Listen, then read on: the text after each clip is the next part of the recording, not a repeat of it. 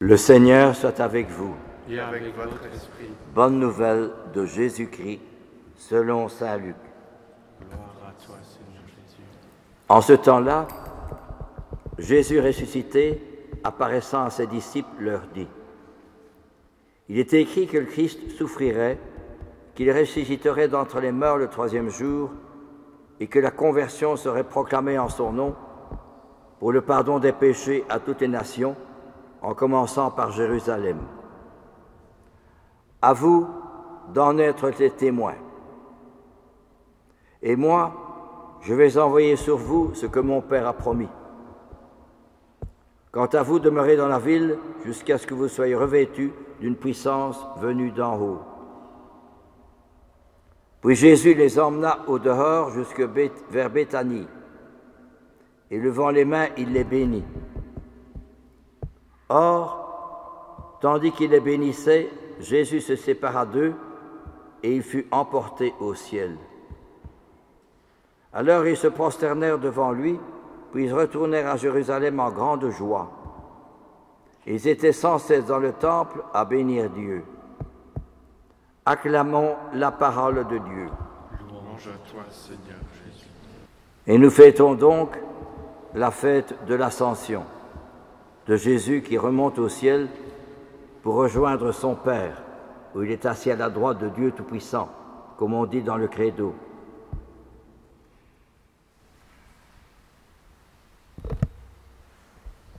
Plus d'une fois, des personnes se plaignent qui ont perdu un conjoint qui est mort. Alors ces personnes disent: on a vécu 50 ou 60 ans ensemble avec beaucoup d'entente et d'amour et il n'est plus là. Je lui parle mais il ne répond pas. Que fait-il? Y a-t-il vraiment quelque chose après la mort? Ça, c'est la grande question que tout homme se pose. Y a-t-il quelque chose après la mort? Or, justement, par la foi et la prière surtout, nous pouvons retrouver notre Seigneur Jésus-Christ en méditant son évangile. Et par là, nous pouvons retrouver nos chers disparus dans la gloire et la lumière et l'amour de Dieu.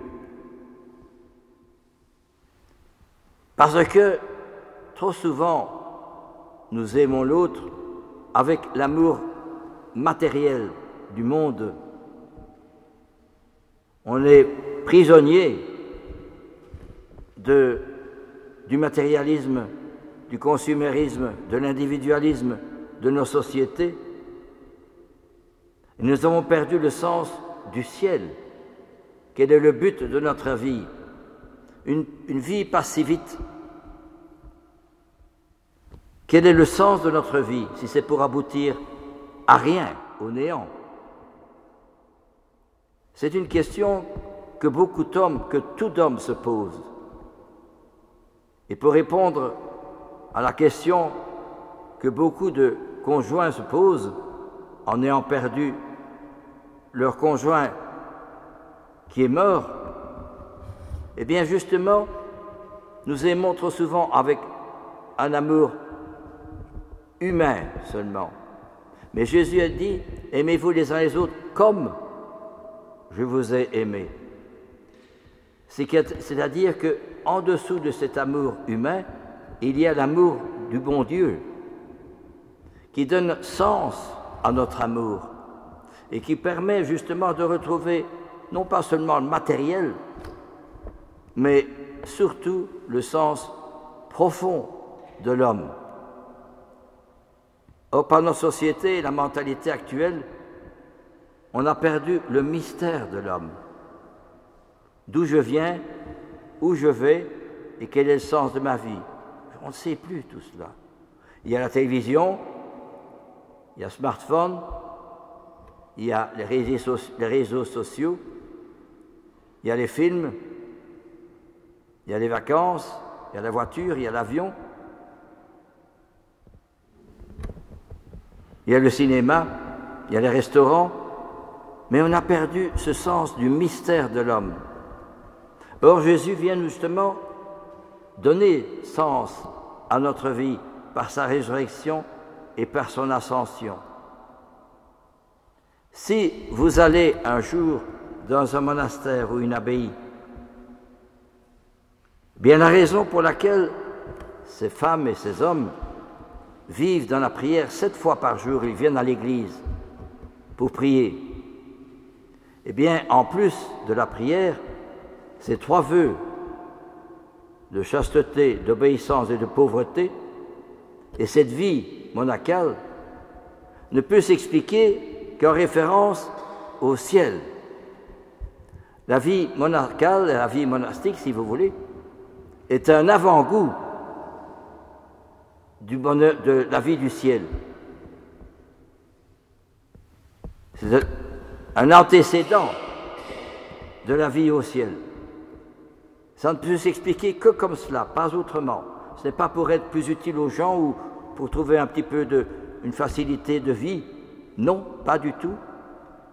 C'est précisément la raison fondamentale et profonde pour laquelle la vie monastique existe, c'est qu'on vit en fonction du ciel.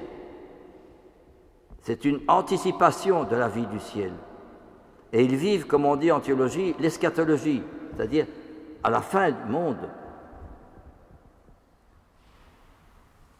Après avoir connu pendant 3 ans la maladie de son papa qu'elle aimait beaucoup, Thérèse de Lisieux disait dans ses écrits, les 3 années du martyre de papa, qui était dans un home parce qu'il perdait la tête et il avait souffert d'artériosclérose cérébrale, les 3 années du martyre de papa sont pour moi, dans ma vie religieuse, les plus belles, les plus fructueuses de toute ma vie religieuse.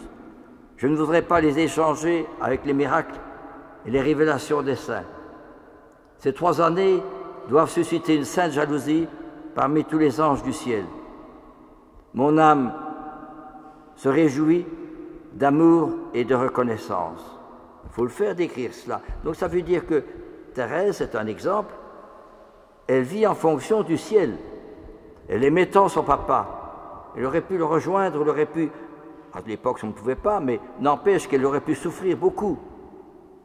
Elle dit, les 3 années du martyre de papa sont les plus belles, les plus fructueuses de toute ma vie religieuse. Et vous savez, s'il y a des martyrs dans l'Église, ils auraient pu dire, non, moi je préfère rejoindre César, ou je préfère rejoindre le monde, rejoindre le communisme, mais non, ils ont préféré donner leur vie. Pourquoi? Parce qu'ils étaient convaincus qu'après, il y a le ciel. Sinon, ça n'a pas de sens. Si vous lisez la vie des saints, la vie des martyrs, ça n'a pas de sens de donner sa vie. Un père Damien qui va vivre parmi les lépreux, ou un père Cole qui prend la place d'un autre, ou d'autres martyrs encore que vous lisez dans les récits des saints. Ce récit du martyr, des martyrs, des saints, n'a pas de sens si c'est pour aboutir au néant, s'il n'y a rien après. Or, justement, le martyr est l'affirmation la plus totale de ce que l'homme est fait pour le ciel, qui vont rejoindre notre Seigneur. Eh bien, voyez-vous, ce fait de l'ascension vient nous rappeler ce pourquoi nous sommes faits. Nous sommes faits pour le ciel. Nous ne sommes que le passage sur terre. Et qu'est-ce qui fait la valeur de nos actions? C'est ce que nous faisons non pas par charité, par dévouement, pour aller voir un tel ou faire ceci, ou bien pour le résultat, l'efficacité, le rendement. Non, c'est l'amour du bon Dieu que je fais, que je pose dans chacune de mes actions. Alors, chaque action a une valeur d'éternité. C'est pour ça que Thérèse disait, chaque instant a un poids d'éternité et de joie pour le ciel. Elle a vécu cela, toujours en fonction du bon Dieu. C'est ce que nous vivons dans un monde tellement matérialiste que je comprends toutes ces personnes qui ont perdu leur conjoint et qui sont chrétiennes, certes, qui vont à la messe ou qui communient, mais qui ne comprennent pas que l'essentiel de l'homme, c'est le bon Dieu, c'est le ciel. Ah oui, mais je prie, je lis le chapelet. Oui, c'est bien. Mais ce qu'on oublie, ce n'est pas tellement que moi je fais un effort pour ceci, mais c'est le bon Dieu qui m'aime. Les saints ont été pénétrés, illuminés, transfigurés par la présence de notre Seigneur, qui les a rendus semblables à eux. C'est cela que nous avons oublié, c'est que Jésus, par la Sainte Communion, fait de moi un de ses disciples, un autre Christ. Le propre de la communion du pain ordinaire, c'est que je change en mon corps, mais le propre de l'Eucharistie, c'est que je suis changé par l'Eucharistie. Je deviens moi-même un autre Christ.